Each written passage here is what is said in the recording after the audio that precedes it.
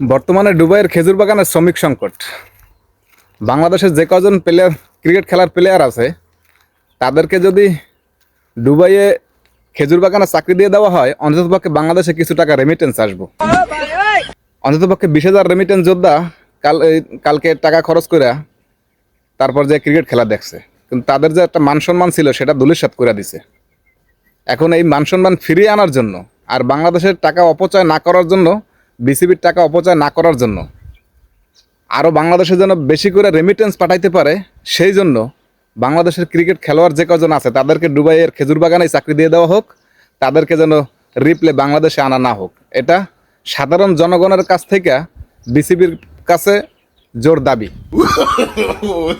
এইরকম ক্রিকেট খেলোয়াড় থাকার চাইতে না থাকা অনেক ভালো, কারণ তারা জেতা ম্যাচ হাইরা যায়।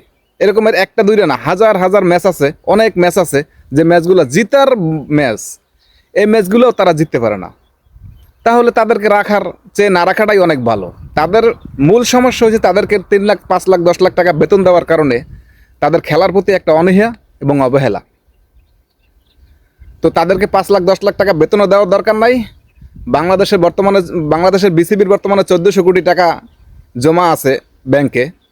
তো তাদেরকে দিয়ে যদি খেজুর বাগানে চাকরি দেওয়া হয়, তাহলে সে 1400 কোটি টাকার জায়গায় 2000 কোটি টাকা হইতে বেশি দিন সময় লাগবে না।